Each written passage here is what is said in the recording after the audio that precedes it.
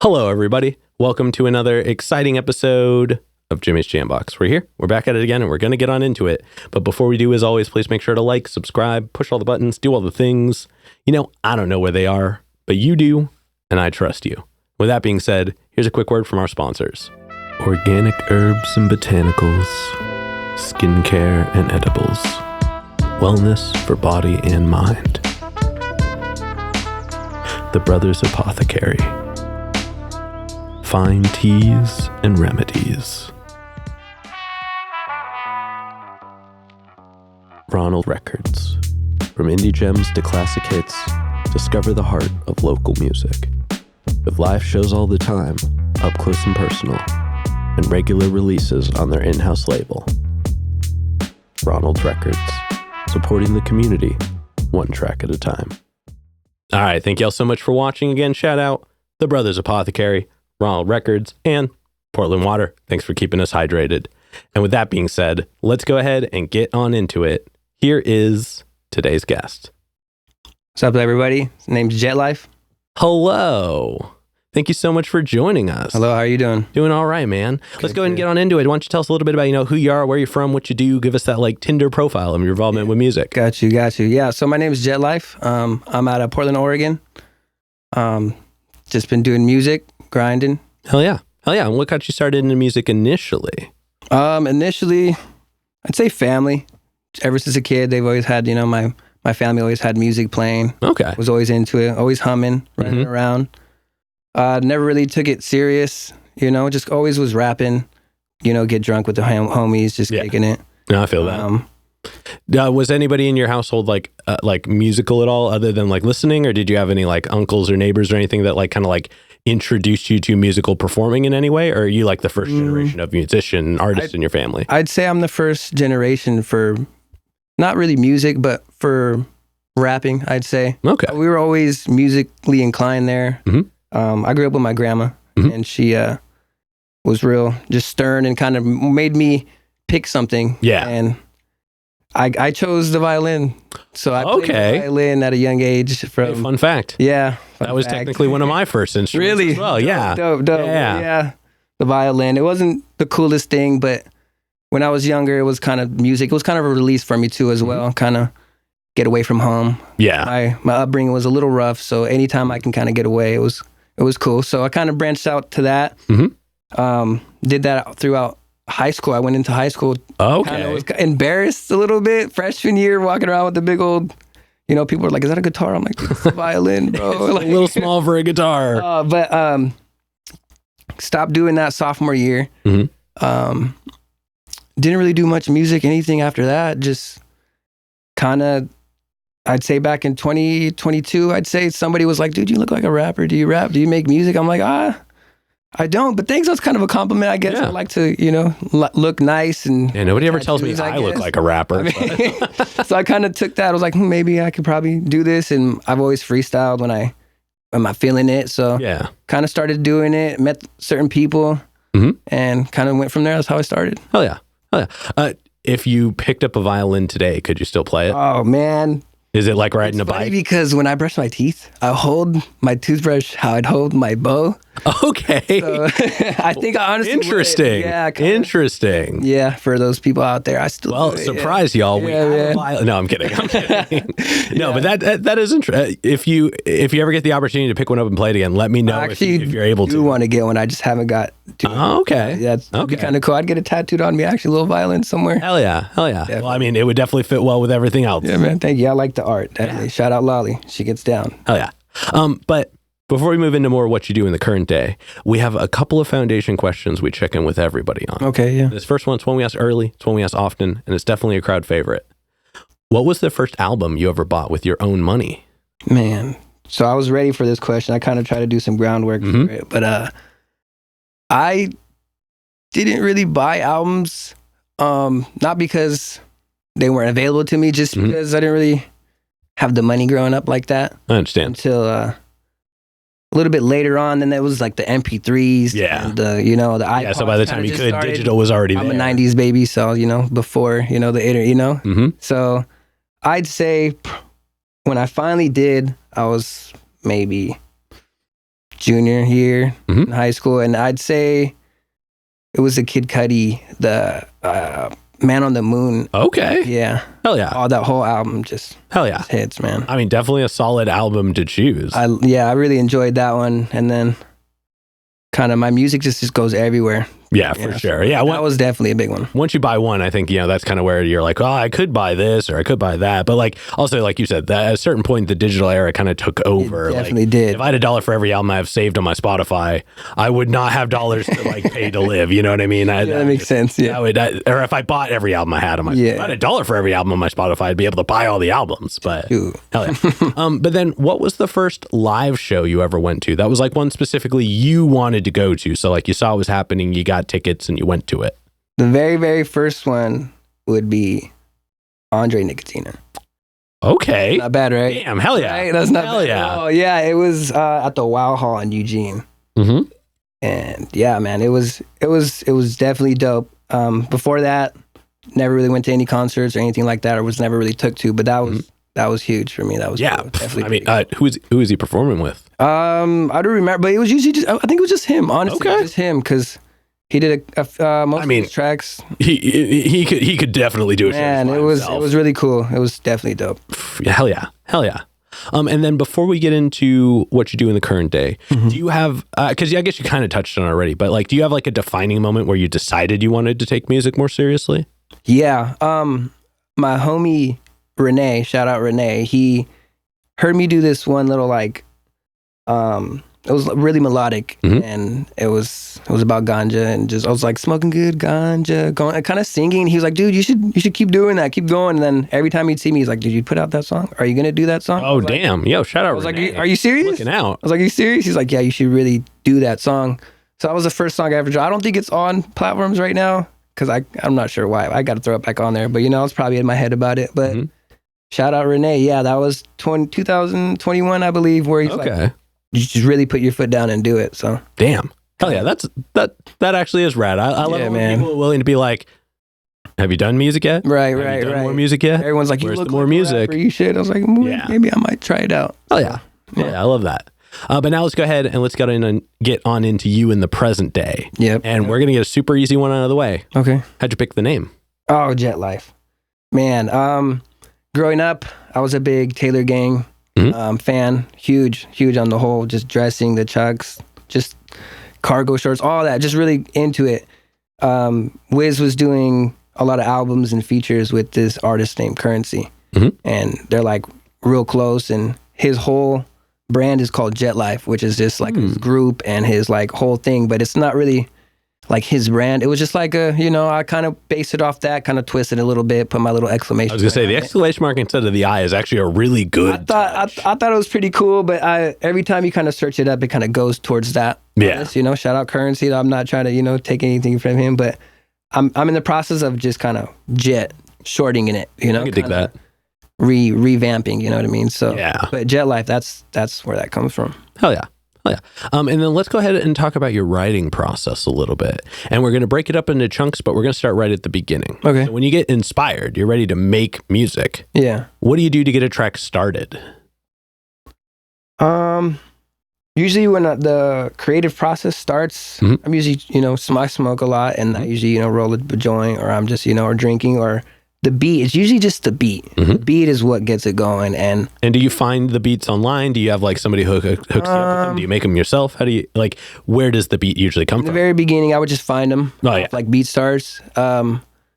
I'd say about a year ago, I was really connected with Sloth Gang and over there, PDX franchise, the studios over there. And the people over there's a lot of artists there and producers that would be like, "Hey, you want to work?" And I just do it that way. They send me their beats, a pack of beats every month, and go from there. But now just going off YouTube, finding some beats there, buying the beat, and then starting the process from there. Oh yeah.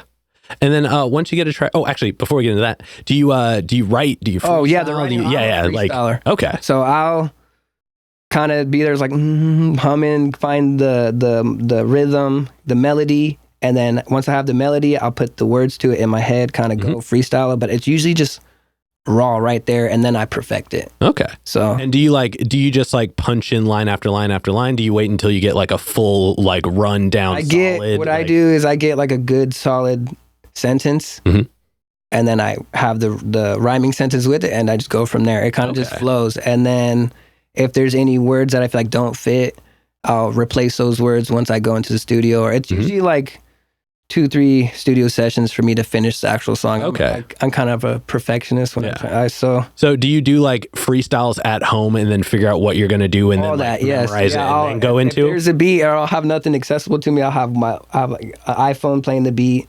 I'll have it recording. I'll have my lyric. I'll have it, boom. Yeah. Go there. But I'll freestyle and then write it out and then go from there. Okay. So when you actually like go to the studio to record it, you have it written and ready to like. I feel like when I have the phone, it distracts me. So I tend to like memorize. Oh, okay. So you write it down to get that mnemonic of like getting it written to learn it. I'll be, in front of the mirror, just boom, boom, kind of get it solid before I go to the studio because. Okay. So you basically have it memorized before you record it. Yeah, definitely. And it'll definitely be like a vibe to me. Yeah. And I'll be bumping my own music and just ready to perform it. It's just. Yeah. Well, then that, like I said, that kind of circumvents the next question, which is how long does it usually take you to get to a point where you can perform it? No. That is a solid way to approach it. But like, I guess once you do have it written, how long does it take you to get it memorized to be able to go into the studio and record it? Man, maybe a day or two. We'll play it over and over and over repeatedly until it's just stuck. I get really into it. I feel like I'm a fan of myself. I don't know. I mean, I think everybody should be to a certain degree, you know what I mean? Like it's just be confident in it and keep going. Hell yeah.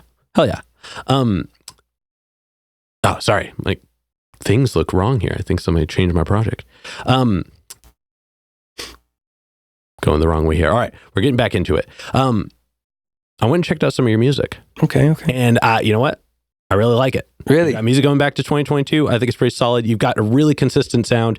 You do a lot of tracks with D the Kid. Yeah, that was going to shout him out in the very beginning. Me and him aren't really on communicating right now. We'll do a little fallout, but I feel like life happens, and that's exactly what happened. So understandably. Got to get back and connect, in contact with him. I'll hit you up, D. We're going to talk, get back to it if you're still wanting to do music. But just a fallout.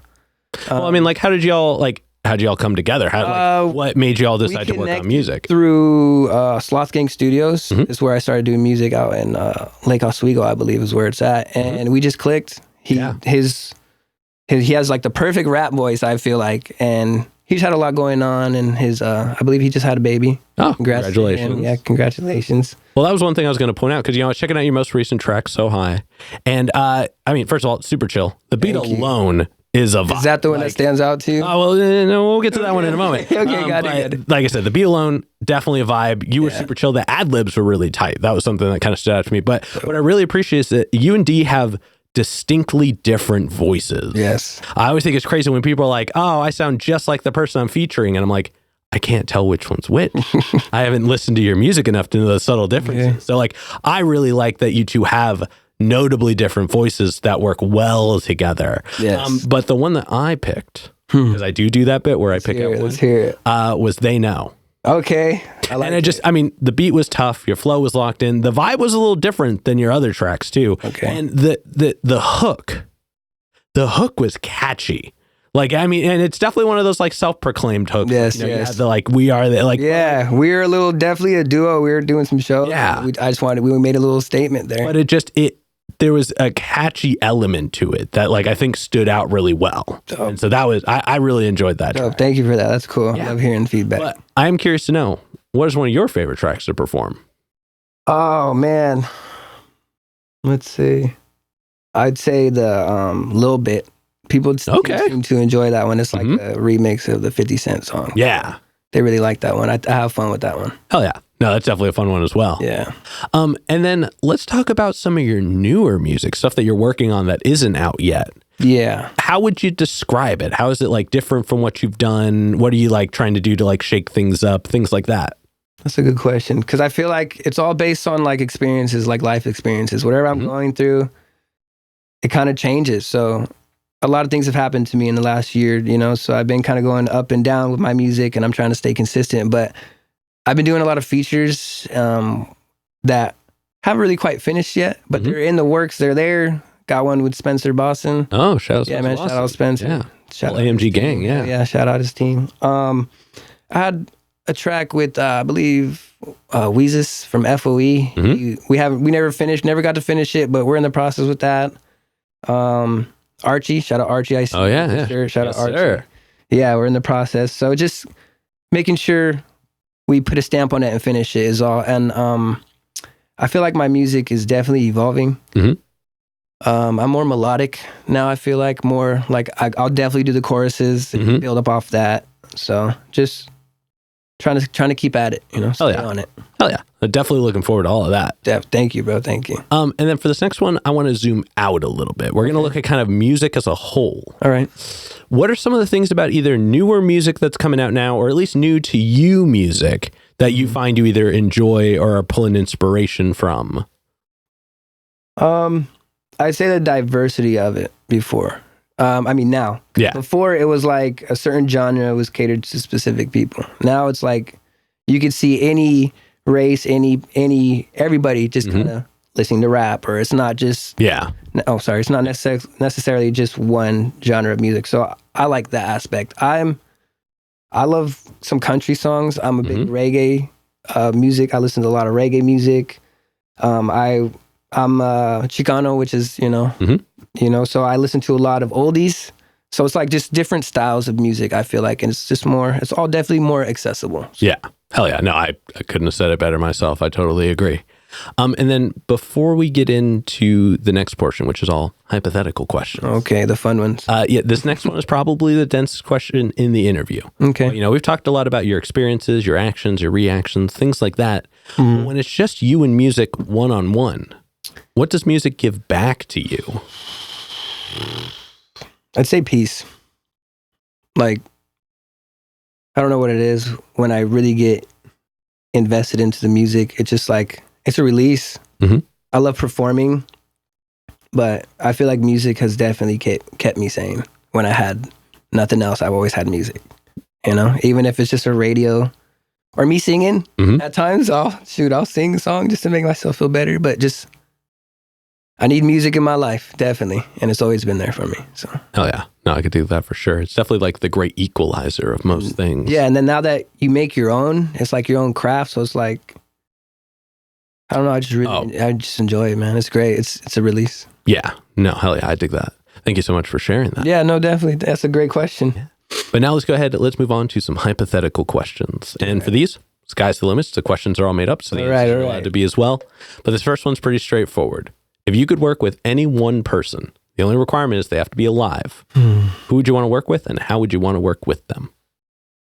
That's a good, very hard question, because we were just talking about Kendrick, so my mind's just on Kendrick right there. Yeah,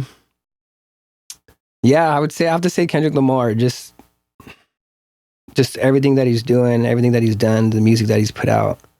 He's a hard one not to want to work with. Yeah, you know what I mean, like. Yeah.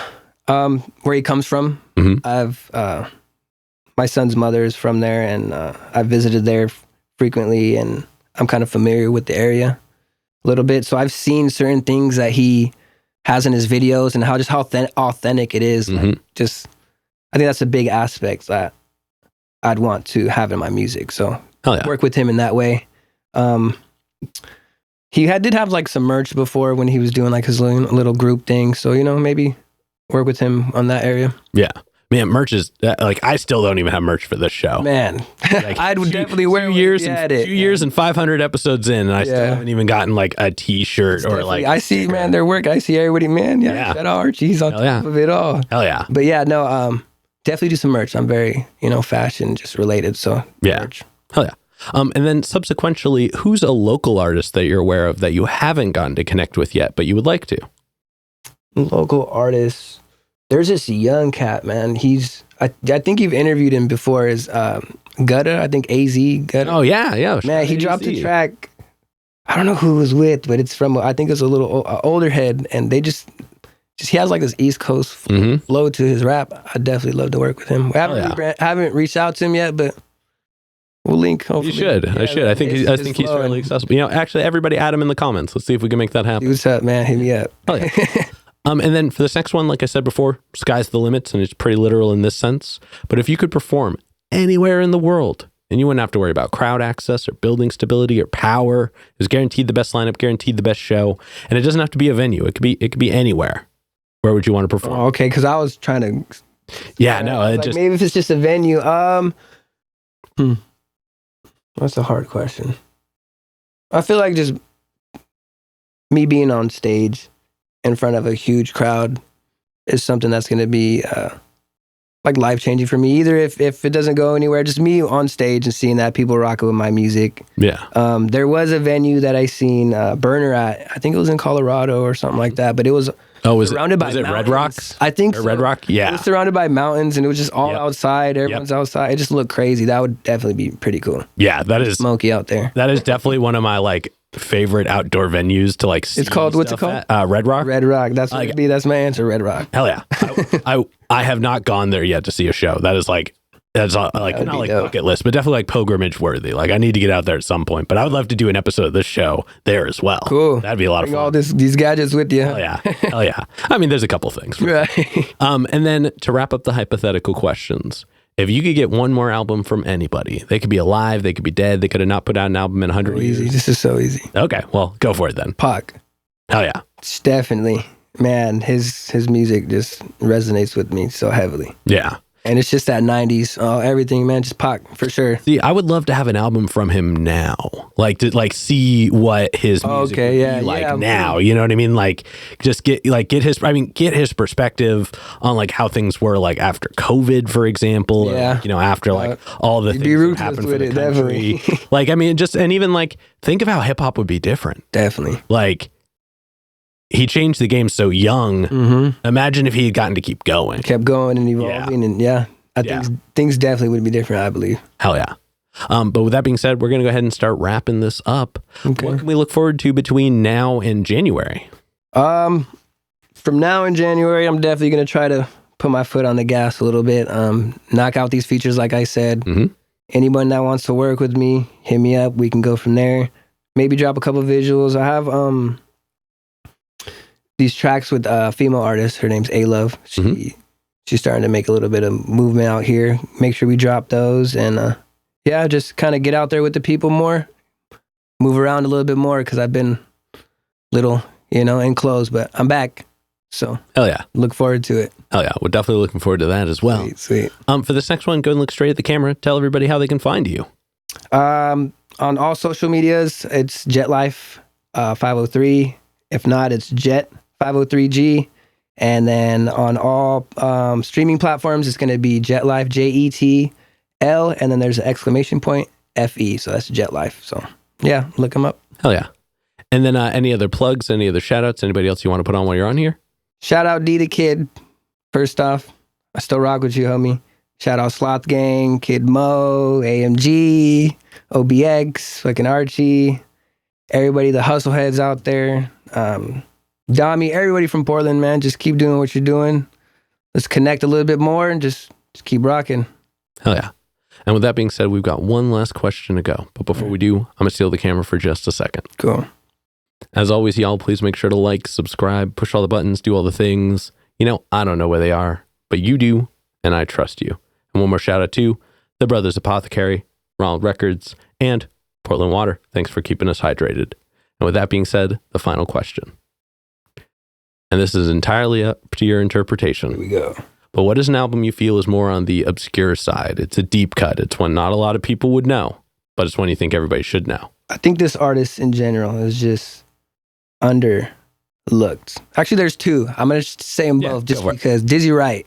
Hell yeah. Man, I feel like he didn't get enough. Oh, definitely not. Just Dizzy Wright. He made his first, I think it was called Smoke Out Conversations. That man, That one really resonated with me. And then there's this artist, completely different genre. His name's Mick Jenkins. He's out of Chicago. I love Mick Jenkins. A lot of people don't know who Mick Jenkins is. Damn. I feel like they should. That's album a good rec. Is there's Trees and Truths, which is kind of the beginning, but The Waters. The Waters by Mick Jenkins is a very versatile, very different, very just melodic, and I feel like he had a lot to do with my melodies that I incorporate in my music. So I could see Mick that. Jenkins. Yeah, no, I'm endorsing that one too. That is Mick Jenkins, The Waters. Rec. Yes. I didn't think you. Okay. No, bro, big fan. No, I love that. Sure. All right, but with that being said, we're gonna go ahead and wrap this up. Thank you so much for joining us. Yeah, man. Thank you for having me. It was dope. Oh yeah, this has been another exciting episode of Jimmy's Jambox. I'm Jimmy. I'm Jet. And we're signing off. Later, y'all. That's a wrap. This is not a podcast. This is a show.